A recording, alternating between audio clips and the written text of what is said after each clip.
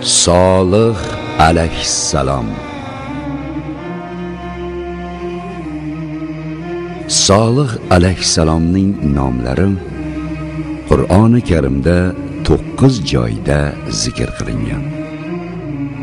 Bu oyatlarda Solih alayhissalom Samud qavmini hidoyatga boshlash uchun payg'ambar qilib yuborilganligi bayon etiladi. Rivoyatlarda naql qilinishicha, Samud qavmi Hijoz bilan Shom orasidagi Hijr degan joyda yashagan.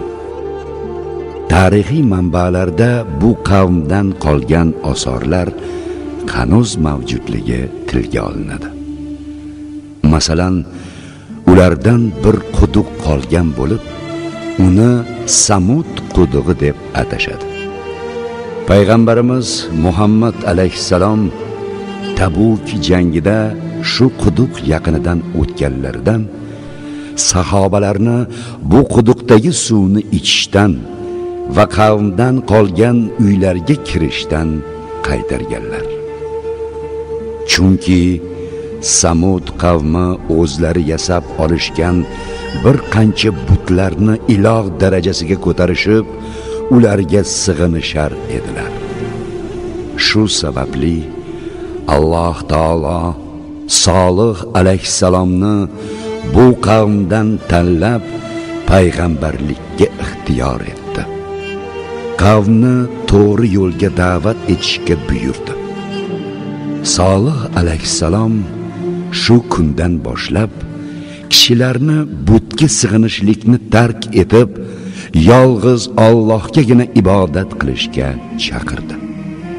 Jumladan u o'z qavmiga qarata bunday degandi: Ey qavm, Allohgagina ibodat qiling.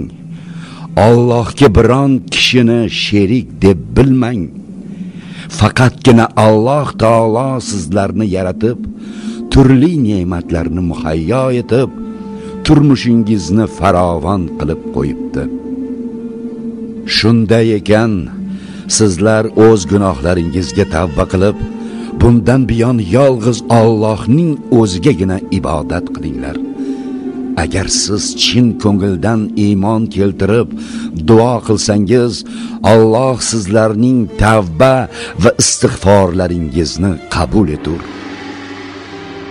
Solih alayhissalom iymonga chaqirgan Samud qavmi nafsoniy lazzatlarga berilgan, yaxshi taomlar yeb, huzurbaxsh ichimliklar ichib, xush havo joylarda yashashga nihoyatda o'ch edilar. Ularning dunyo haqidagi tasavvuri ham shu edi. Kunlarning birida Allohning payg'ambari o'z qavmiga quyidagicha murojaat etdi: Sizlar bu bog' va rog'lardagi noz va ne'matlardan iste'mol qilib, toshlardan yasalgan shohona uylarda rohat farog'atda tinch omon yashab yuraveramiz deb o'ylaysizmi? Yo'q, aslo.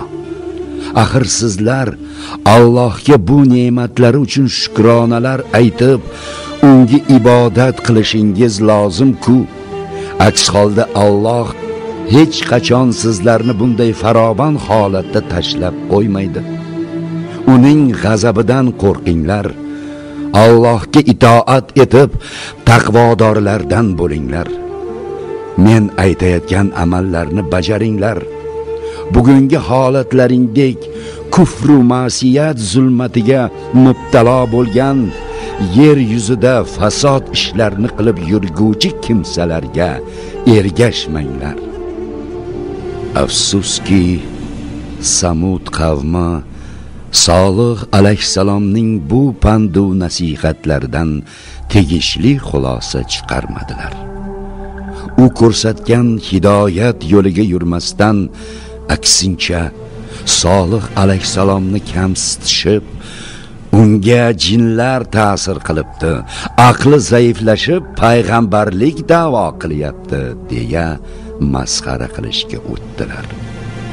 Hatto agar rostdan ham payg'ambar bo'lsang, buni isbotla, bizlarga biror bir mo'jiza ko'rsat deb talab qildilar. Solih alayhissalom Parvardigor izni bilan ularga mo'jiza ko'rsatdi. Bu haqdagi ayrim rivoyatlarda yozilishicha, Solih alayhissalom Alloh taoloning amri va yordami bilan katta bir xarsang tosh ichidan tuya chiqarib, Samud qavmi talab qilgan mo'jizani ko'rsatdi. Shundan so'ng Alloh subhanahu va taolo Solih alayhissalomni ogohlantirib vahiy yubordi. Qur'oni Karimning Qamar surasidagi 27-28 oyatlarda bu haqda Muhammad alayhissalomga xabar berilib bunday deyiladi. Bizlar tuyani imtihon, sinov uchun yubordik. Sen ey Solih ularni sabr bilan kuzatib turgin va bu suv ular tuya bilan qavm o'rtasida taqsimlanganligini aytib, ularni ogohlantirgin. U suvga har biri ichishi belgilangan kundagina muyassar bo'lurlar. Solih alayhissalom Samud qavmini Xudoning amri bilan mo'jiza orqali xarsang tosh ichidan chiqarilgan tuyaga ozor bermaslikka, so'ymaslikka buyurdi. Butun qavm suv olib ichadigan ko'lmakdan foydalanish borasida bir kun o'z ehtiyojlaringga yarasha sizlar foydalaninglar, ikkinchi kuni esa bu joyni tuyaga bo'shatib beringlar deb ogohlantirdi. Agarda, dedi Solih alayhissalom, mabodo tuya suv ichishga kelganda yoki boshqa kunlari unga tajovuz qilsanglar, yodlaringda tursinki qattiq azobga duchor bo'lasizlar. Tuya o'ziga belgilangan kuni kelib suvdan ichib, boshqa kuni kelmay erkin holda o'tlab yuraverdi. Tilsiz maxluqdagi bunday tasarrufni ko'rgan Samud qavmining ko'pchiligi bu ish haqiqatan ham mo'jiza ekanligiga ishonib, Solih alayhissalomning payg'ambarligini tan olib, unga ergasha boshladilar. Bu holat Samud qavmining sardorlarini tashvishga soldi. Chunki ish shu yo'sinda davom etaversa, tez kunda barcha kishilar Solih alayhissalomga ergashishi, ular o'z amallari-yu davlatlaridan ajrab qolishlari aniq edi. Shu bois Samud qavmi sardorlari bo'lmish mushriklarning Solih va unga ergashgan mu'minlarga nisbatan adovatlari kundan kun orta bordi. Solih alayhissalom ularni iymonga da'vat etsalar, ular iymonga kelish o'rniga senga ergashganlar va sen tufayli bizlarga turli ofatlar yetmoqda, qurg'oqchilik yuz beryapti deya ta'na qilishardi. Mushriklar Solih alayhissalom va u kishiga ergashgan mu'minlar soni ortib borayotganini ko'rgach, jismonan gavdali bo'lgan tuya o'z navbati kelganda ularning suvini ichayotganin va bu tuyani ko'rganda ularning barcha hayvonlari undan hurkib qochib ketishlarini ro'kach qilishib, tuyani yo'qotishga qasd qildilar. Oradan ko'p o'tmay uni so'ydilar. Buni ko'rgan Solih alayhissalom 3 kundan so'ng albatta ularga Allohning qattiq azobi bo'lishini aytdi. ular tuyani so'ydilar va o'z Robbilari farmoniga itoat etmay tajovuz qildilar va aytishdim: ey Solih, agarda sen rostdan ham payg'ambar bo'lsang, va'da qilayotgan azobingni keltiravergin. A'rof surasi 77-oyat. Samud qavmi sardorlari bu bilan kifoyalanmay Solih alayhissalomni va uning oilasini ham yo'qotish rejasini tuzdilar.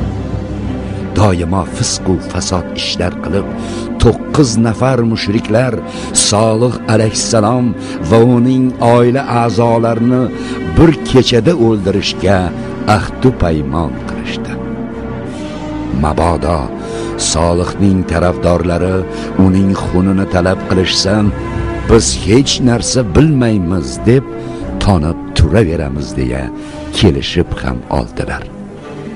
Lekin barcha narsalarni ko'rib turguvchi zot Alloh taolo Solih alayhissalomga, uning ahliga va unga ergashgan mu'minlarga o'z lutfi ilohiysi bilan najot berishni iroda etdi. Mushriklarning barchasini o'z badniyatlarini amalga oshirmasdan oldin osmondan kuchli yashin yuborib halok etdi. Solih alayhissalom o'z qavmi halok bo'lgach, o'ziga iymon keltirgan kishilar bilan birga Falastindagi Ramla nomli joyga borishdi va umrlarining oxirigacha shu yerda bo'ldilar.